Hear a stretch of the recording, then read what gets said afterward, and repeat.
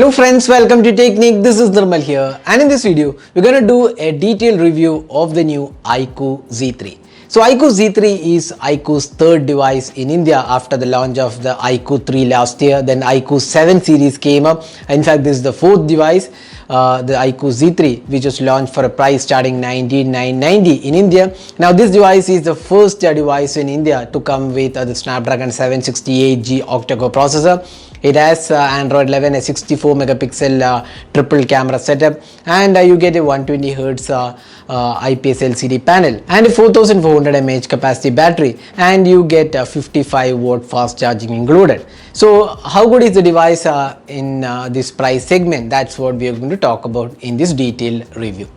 So before getting into the detailed aspect, if this is your first time on this channel, do hit that red subscribe button and also hit the bell icon to get notified of all the videos we publish. So let's get started with the detailed aspect. First, let's look at the design and build quality. Now looking at the design, you can see that the iQOO Z3 comes with a gradient color, and you get a curved design in the back panel. Now if you look at the design aspect, this isn't anything like a standout design or a design which isn't seen before. It's kind of standard design. It has a vertical camera layout, the iQOO branding, the gradient layout, everything looks quite similar to a few of the other smartphones out there. So nothing outstanding in terms of design, but it's a pretty good looking device out there. Now the front panel, you can see that it has a water drop notch. That's something which at this price segment many have mentioned that it should have been a punch hole display rather than a water drop notch. Kind of water drop notch is kind of slightly older technology, so that's one thing which iQOO could have done better here. Now the display and the bezels are also kind of minimal, and overall you can see that the side mounted fingerprint scanner and power button is integrated, and the volume rocker keys, everything looks quite okay. The weight distribution, the slimness, in terms of design I would say it's quite a good looking device out there. Nothing outstanding, but definitely a good looker. And in terms of build quality, this is made of polycarbonate material, but overall we found that this isn't a bad build quality in terms of overall fit and finish. It actually feels quite good, and even in our 1.5 weeks of usage, we do not see any sort of scratches happening. So that's something which is pretty good, and build quality is kind of okayish. Although we would have liked a glass finishing because it does give a bit more premiumness to the device, but nevertheless this is a decent looking device out there. So next, let's move on to the display. Now as I said before, we have a water drop notch on the display. That is something which iQOO could have done better. It should have been a punch hole selfie camera. Now the display is an IPS LCD panel. It's a full HD resolution display, and it is supporting 120 Hz refresh rate. Now at 20K or like 22K, we expect most of the smartphones to come with a AMOLED display. Now this has a 120 Hz refresh rate, but it's an IPS LCD panel. Not that IPS LCD panels are bad or inferior, but this quality isn't something which we expect at a 20K price segment. But nevertheless, this is a decent display altogether. The touch response is pretty smooth. It's a vibrant display, and even 120 Hz gives a bit of smoother experience on this device. But we would have liked an AMOLED panel, at least at this price segment.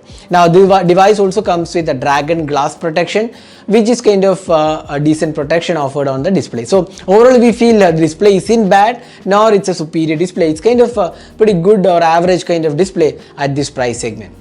Now next, let's talk about the software. So Vivo's FunTouchOS 11.1 is the one powering the iQOO Z3. Now FunTouchOS we have seen on a lot of Vivo's devices. It's a pretty smooth experience, and the new FunTouchOS brings in a lot of features. Additional tools are included. Now if you look at the settings panel, you can see there are a lot of additional tools included, like dynamic effects for animations. Then you get ultra game mode. Then in terms of additional options, S capture is there, smart split screen, smart motion, then face beauty for video calls, one-handed mode. So a lot of features are included in the UI, and it's a feature rich UI, and in terms of software experience, we feel it's quite a good experience, although there are some bloatwares included in the UI which Vivo or other iQOO could have removed, but this device does come with a lot of pre-installed apps.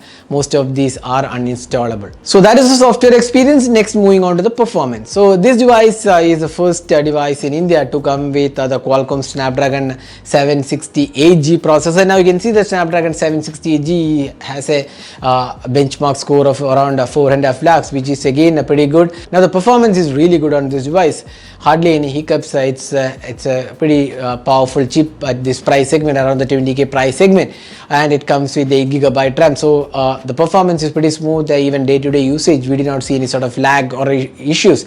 And if you look at the gaming experience, it was definitely above average experience. We have done a detailed gaming video of this device. You can also check out that video. We did not see any sort of heating or throttling happening, but again it's a pretty good device for gaming as well. Not a very high-end device, but again for a 20k price segment, we feel this is a decent experience overall in terms of gaming experience. Now this device comes with a side mounted fingerprint scanner. Now as usual, the fingerprint scanner and the face unlock is pretty smooth on this device. So Vivo is known for pretty fast fingerprint scanner and face unlock, and this is no different. It's a very smooth experience all around.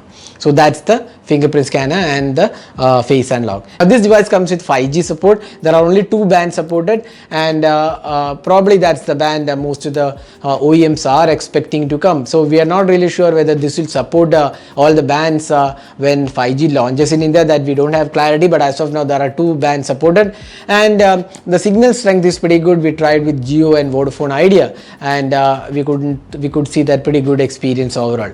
Now the call quality is again good, and sound output is pretty good from these speakers. It's not the best out there, again decent experience in terms of sound output as well.